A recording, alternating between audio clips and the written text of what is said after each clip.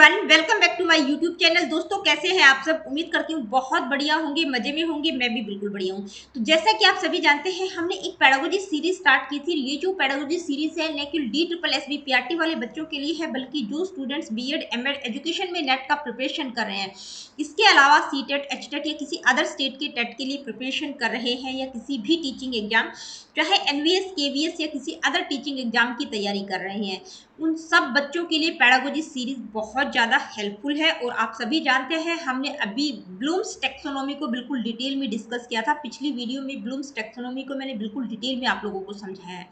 आज की इस वीडियो में हम ब्लूम्स टैक्सोनॉमी से रिलेटेड कुछ इंपोर्टेंट एमसीक्यूज को डिस्कस करें। तो चलिए स्टार्ट करते हैं आज की इस वीडियो को। Let me see what is the first question. पहला क्वेश्चन है, who is credited with the development of Bloom's taxonomy. देखिए, ब्लूम्स टैक्सोनॉमी को डेवलप करने का श्रेय किसको जाता है? John Dewey, Benjamin Bloom, Lev Vygotsky, Jean पियाजे। तो हम सभी जानते हैं, बहुत ही सिंपल सा क्वेश्चन था, बेंजामिन ब्लूम को श्रेय जाता है। नेक्स्ट क्वेश्चन है, in the original Bloom's taxonomy, which level focuses on recalling information and facts। देखिए, ओरिजिनल ब्लूम्स टैक्सोनॉमी में जो कॉग्निटिव डोमेन है, क्योंकि कॉग्निटिव डोमेन को ही रिवाइज किया गया था, उसकी हम बात कर रहे हैं, तो उसमें जो है किस लेवल में इंफॉर्मेशन और फैक्ट्स को रिकॉल करने पर फोकस किया जाता है? तो पहला ही लेवल है, कौन सा है? नॉलेज।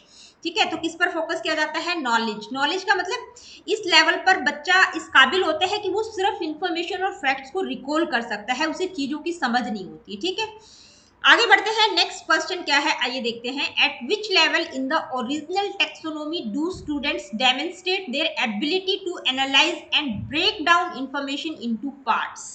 ठीक है, यानी कि किस लेवल पर ओरिजिनल टेक्सोनॉमी की हम बात कर रहे हैं, जो कि 1956 में दी गई थी। ठीक है, उसमें जो कॉग्निटिव डोमेन है, क्योंकि कॉग्निटिव डोमेन को ही रिवाइज किया गया था, तो ओरिजिनल टेक्सोनॉमी में जो बच्चे हैं वो किस लेवल पर बात की गई है कि भाई वो चीजों को एनालाइज कर सकते हैं, ब्रेक डाउन करके समझ सकते हैं इंफॉर्मेशन को। क्या होगा? कॉम्प्रिहेंशन, एप्लीकेशन, एनालिसिस और इवैल्यूएशन। तो ब्रेक डाउन यानी कि चीजों को विश्लेषण करना, तोड़कर, टुकड़ों में तोड़कर समझना, एनालाइज करना। Let me see what is the next question. In the revise Bloom's taxonomy, देखिए जो रिवाइज की गई थी Bloom's taxonomy, what is the highest cognitive level where students create new ideas और कॉन्सेप्ट्स। ठीक है, तो जो ब्लूम्स टैक्सोनॉमी रिवाइज की गई थी, उसमें जो कॉग्निटिव लेवल है, कॉग्निटिव डोमेन है, उसमें जो हाईएस्ट लेवल है, जहां पर स्टूडेंट्स नई चीजों को क्रिएट कर सकते हैं, अपने आइडियाज और कॉन्सेप्ट्स को क्रिएट कर सकते हैं, उसको क्या नाम दिया गया है? ठीक है, अंडरस्टैंडिंग, अप्लाइंग, एनालाइजिंग और क्रिएटिंग। यानी कि क्रिएटिंग, यहाँ पर बच्चा क्रिएट कर सकता है। तो आप लोगों को जो ओरिजिनल टैक्सोनॉमी का कॉग्निटिव डोमेन है, उसके 6 के 6 लेवल आपको पता होना चाहिए कि हायर लेवल कौन सा है, लोअर लेवल कौन सा है, लोवेस्ट कौन सा है। ठीक है, तो जो ओरिजिनल टैक्सोनॉमी है, उसमें जो सबसे लोवेस्ट लेवल है वो क्या है? नॉलेज। और हाईएस्ट लेवल ओरिजिनल टैक्सोनॉमी में इवैल्यूएशन है। लेकिन जो टैक्सोनॉमी रिवाइज की गई थी, उसमें जो पहला लेवल है वो है रिमेम्बरिंग, और जो सबसे हाईएस्ट लेवल है वो है क्रिएटिंग। पिछली ही वीडियो में मैंने डिटेल में ये टॉपिक करवाया है।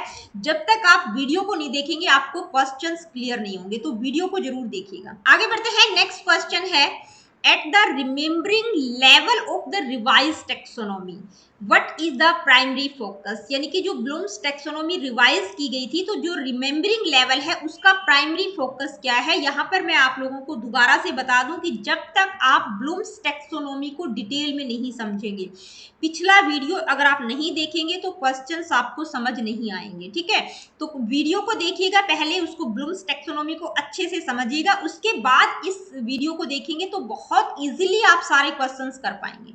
तो क्या है कि भाई जो रिमेम्बरिंग लेवल है, उसका प्राइमरी फोकस क्या है कि बच्चा चीजों को रिकॉल कर सकता है, इंफॉर्मेशन, डाटा को रिकॉल कर सकता है। क्या आएगा? Recalling facts and information. Next question क्या है, आइए देखते हैं। What major change distinguish the revise Bloom's taxonomy from the original. यानी कि जो ओरिजिनल टैक्सोनॉमी है और जो रिवाइज टैक्सोनॉमी है, उनमें मेजर चेंज क्या देखने को मिलता है कि भाई जो ओरिजिनल टैक्सोनॉमी थी, उसके अलावा जो रिवाइज की गई टैक्सोनॉमी, उसमें क्या क्या चेंजेस देखने को मिले। The addition of new level यानी कि न्यू लेवल को ऐड किया गया है। The reordering of levels, levels को रीऑर्डर किया गया है। The removal of the evaluation level या इवैल्यूएशन लेवल को हटा दिया गया है। द चेंज इन टर्मिनोलॉजी या टर्म्स में चेंज किया गया है। तो देखिए मेजर चेंजेस क्या है कि जो टर्मिनोलॉजी है सिर्फ शब्दों को चेंज किया गया है। जैसे जो ओरिजिनल टेक्सोनोमी है उसमें सबसे लोवेस्ट लेवल क्या है, नॉलेज। जो रिवाइज टेक्सोनोमी है उसमें जो लोवेस्ट लेवल है वो क्या है, रिमेम्बरिंग, यानी कि एक ही मतलब है, ठीक है। दूसरा लेवल ओरिजिनल टेक्सोनोमी में क्या है, कॉम्प्रीहेंड करना चीजों को, इसमें क्या है, अंडरस्टैंडिंग। तो जो रिवाइज टेक्सोनोमी है उसमें जो टर्म्स यूज की गई है वो वर्ब की फॉर्म में है, जबकि जो ओरिजिनल टेक्सोनोमी है उसमें जो टर्म्स यूज की गई है वो नाउन की फॉर्म में है।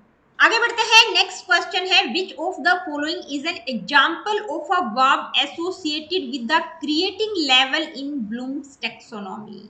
देखिए यहाँ पर जो क्रिएटिंग लेवल है किस टेक्सोनोमी का, जो रिवाइज टेक्सोनोमी है उसमें जो क्रिएटिव लेवल है उसके लिए आप कौन सी वर्ब यूज करेंगे इनमें से, आइडेंटिफाई, एनालाइज, सिंथेसाइज या एक्सप्लेन। तो क्रिएट का मतलब क्या होता है, सिंथेसाइज करना, यानी कि कुछ नया क्रिएट करना। तो कौन सा वर्ब यूज करेंगे, सिंथेसाइज। आगे बढ़ते हैं, नेक्स्ट क्वेश्चन क्या है आइए देखते हैं। When designing an activity for the remembering level which verb is suitable. भाई आप रिमेम्बरिंग लेवल के लिए कोई एक्टिविटी तैयार कर रहे हैं तो इनमें से उसके लिए कौन सी वर्ब सुटेबल होगी, किसके लिए, रिमेम्बरिंग के लिए।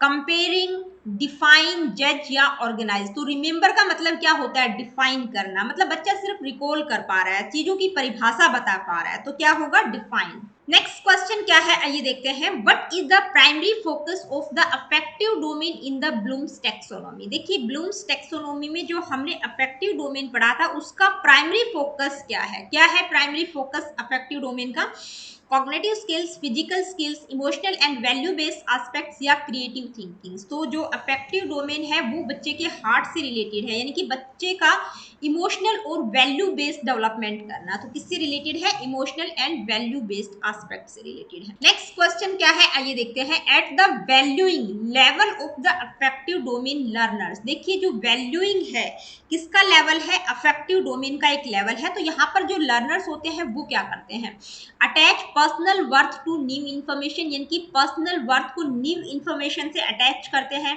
या किसी स्टिमुली के प्रति एक्टिवली जो है रिएक्ट करते हैं, prioritise values and create a value system, या वैल्यूज को प्रायोरिटीज देते हैं और एक वैल्यू सिस्टम क्रिएट करते हैं, कॉपी एक्शंस दे ऑब्जर्व, या जो भी एक्शंस वो देख रहे हैं ऑब्जर्व करते हैं उनको कॉपी करने की कोशिश करते हैं। तो वैल्यू इन जो लेवल है अफेक्टिव डोमेन का उसमें जो लर्नर होता है वो वैल्यूज को प्रायोरिटी देना सीख जाता है, ठीक है, वैल्यूज को प्रायोरिटी देता है और अपने लिए एक वैल्यू सिस्टम क्रिएट करता है।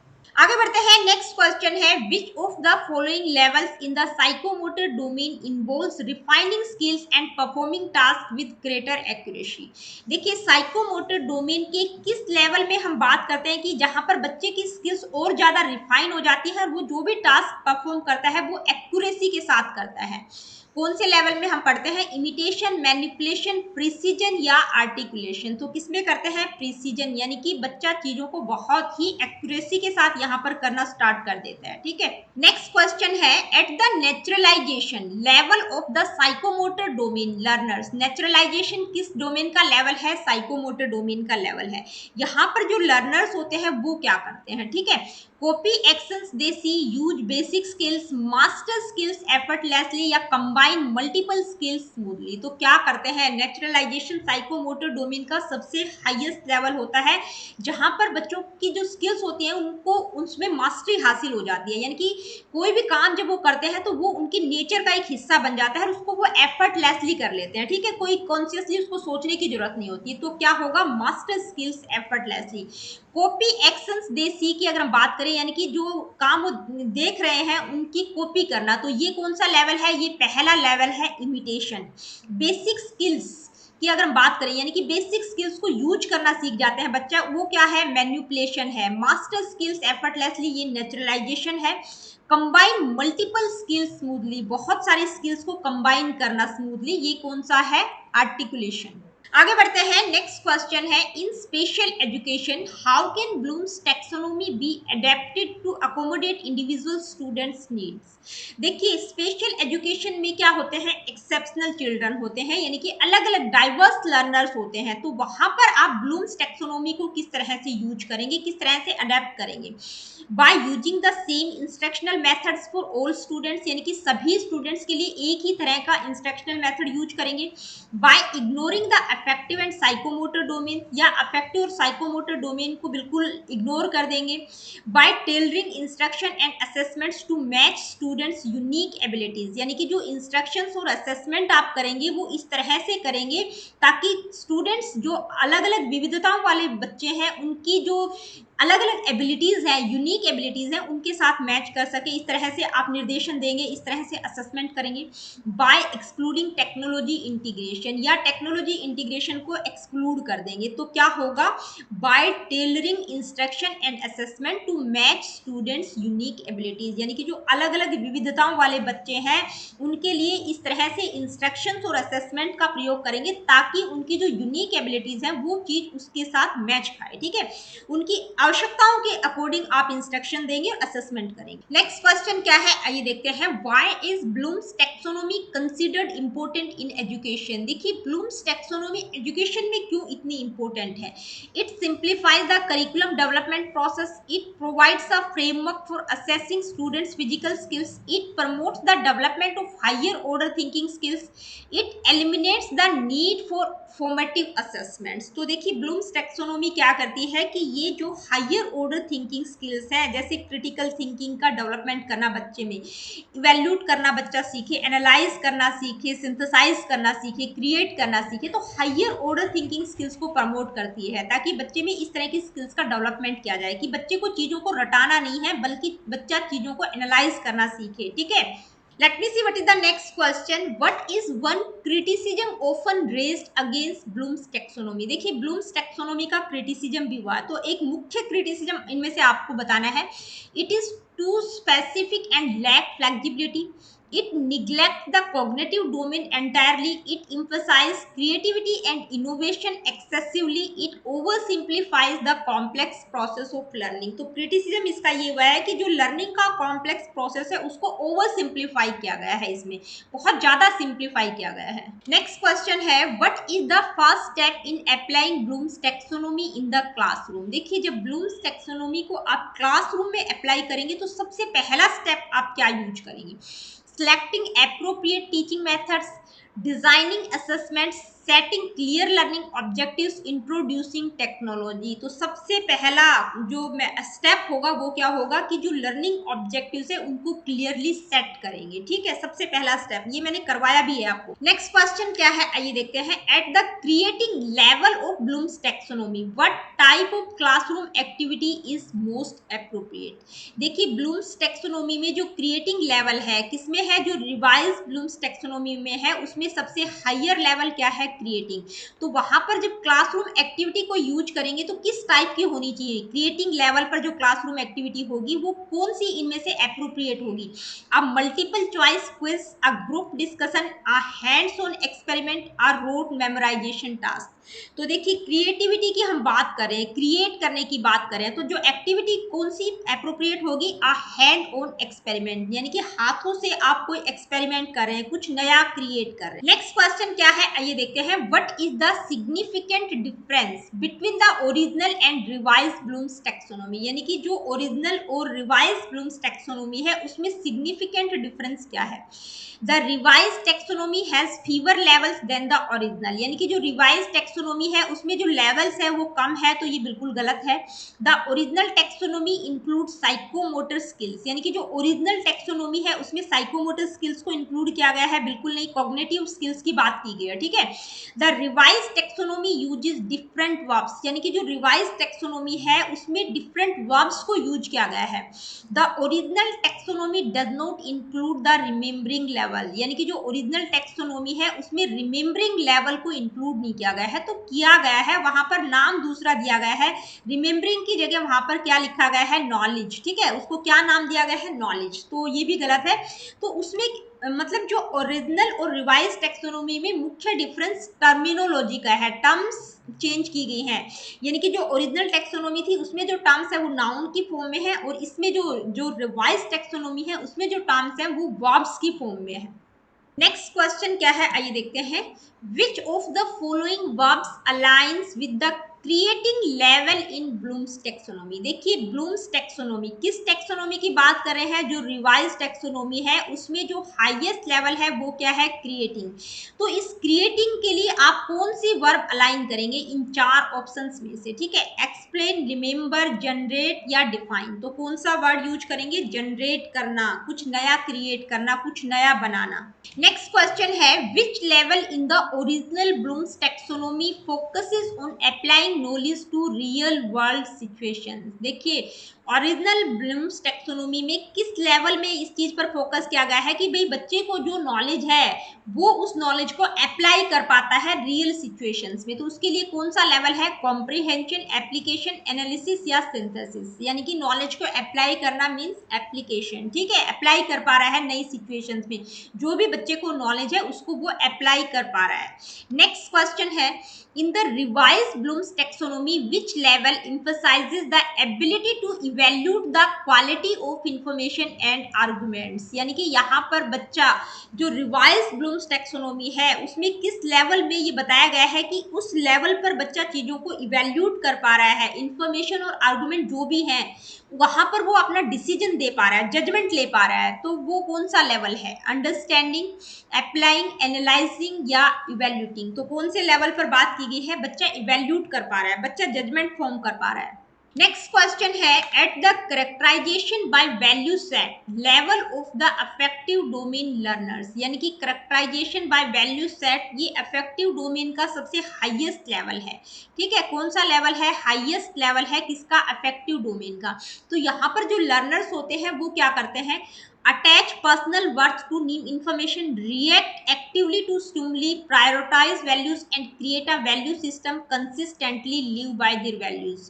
यानी कि जो वैल्यूज हैं वो उनके करेक्टर का एक हिस्सा बन जाती हैं, कोई एफर्ट लगाने की जरूरत नहीं है, वो वैल्यूज उनके व्यवहार में उतर जाती हैं। ठीक है, तो क्या आएगा, consistently live by their values. Characterisation by value set का मतलब है कि भाई वो अपनी वैल्यूज के साथ रहना सीख जाता है, उसके लिए उसको कोई एफर्ट करने की जरूरत नहीं है, सोचने की जरूरत नहीं है, वो वैल्यूज उसके करेक्टर का एक हिस्सा बन जाती है। नेक्स्ट क्वेश्चन है, which level in the psychomotor domain involves the ability to perform complex task smoothly and efficiently. देखिए साइकोमोटर डोमेन के किस लेवल में बात की गई है कि यहाँ पर बच्चा जो कॉम्प्लेक्स टास्क है उनको स्मूथली कर पा रहा है, कोऑर्डिनेशन के साथ कर पा रहा है, एफिशिएंटली कर पा रहा है। तो कौन सा है, इमिटेशन, मैनिपुलेशन, प्रिसीजन, आर्टिकुलेशन। तो कौन सा होगा, आर्टिकुलेशन। यानी कि जो टफ से टफ काम है उसको भी वो स्मूथली और कोऑर्डिनेशन के साथ कर पा रहा है, उसको हम क्या कहते हैं, आर्टिकुलेशन। इमिटेशन का मतलब सिर्फ नकल कर पा रहा है, बच्चा चीजों को इमिटेट कर पा रहा है। मैनिपुलेशन का मतलब जो बेसिक स्किल्स है उनको वो कंप्लीट कर पा रहा है। प्रिसीजन का मतलब बिल्कुल एक्यूरेसी के साथ कर रहा है। आर्टिकुलेशन का मतलब जो कॉम्प्लेक्स चीजें हैं उनको भी स्मूथली और कोऑर्डिनेशन के साथ कर पा रहा है। नेक्स्ट क्वेश्चन क्या है, आइए देखते हैं। When was Bloom's taxonomy first introduce. बहुत ही सिंपल क्वेश्चन है, कई बार इस तरह के क्वेश्चंस भी पूछ लिए जाते हैं। तो कब दी गई थी, 1956 में। और जब ब्लूम्स टेक्सोनोमी को रिवाइज किया गया तो रिवाइज टेक्सोनोमी कब आई थी, 2001 में। ठीक है, तो ओरिजिनल टेक्सोनोमी कब दी गई थी, 1956 में। नेक्स्ट क्वेश्चन है, what did Benjamin Bloom aim to achieve with the taxonomy. देखिए बेंजामिन ब्लूम का क्या एम था, यानी कि क्या अचीव करना चाहते थे वो इस टेक्सोनोमी से। To categorise affective skills, to create a framework for psychomotor development, to provide a hierarchy for cognitive skills, to emphasize only technology integration। तो देखिए ब्लूम की जो ओरिजिनल टेक्सोनोमी है उसमें जो कॉग्निटिव डोमेन है वो ब्लूम के द्वारा ही दिया गया है। तो ब्लूम का मुख्य उद्देश्य क्या था कि भाई बच्चे की जो कॉग्निटिव स्किल्स हैं, कि बच्चे की जो हेड का डेवलपमेंट है उससे रिलेटेड था, कि किस तरह से कॉग्निटिव स्किल्स का डेवलपमेंट किया जाए। उसके लिए उन्होंने एक हायरार्की प्रोवाइड की है कि भाई बच्चे को जब टीचिंग की जाए तो सबसे पहले किस लेवल की टीचिंग होनी चाहिए, यानी कि सबसे पहले बच्चा चीजों को सिर्फ रिकॉल कर पाता है, ठीक है। नॉलेज की बात उन्होंने की कि बच्चे को सिर्फ नॉलेज होती है, फिर वो समझ पाता है, कॉम्प्रीहेंड कर पाता है, फिर वो चीजों को अप्लाई कर पाता है न्यू सिचुएशंस में, फिर वो एनालाइज कर पाता है, उसके बाद सिंथेसाइज कर पाता है और इवेल्यूट कर पाता है। तो इसके लिए कॉग्निटिव स्किल्स के लिए उन्होंने एक हायरार्की प्रोवाइड की है। तो दोस्तों आज की वीडियो में इतना ही। आज की इस वीडियो में हमने ब्लूम्स टैक्सोनॉमी से रिलेटेड कुछ क्वेश्चंस को डिस्कस किया है। देखिए टॉपिक के साथ साथ अगर आप क्वेश्चंस कर लेंगे तो आपकी प्रैक्टिस बहुत बेहतर हो जाएगी। तो मिलती हूँ आप लोगों से अपनी अगली वीडियो में। अगली वीडियो में हम एक नया टॉपिक स्टार्ट करेंगे, वो नया टॉपिक होगा माइक्रो टीचिंग का। देखिए वीडियो सेशंस आप लोगों को पसंद आते हैं तो please like share and do subscribe the education classes. किसी प्रकार का क्वेश्चन क्वेरीज फीडबैक आप मुझे देना चाहते हैं, do comment in the comment section.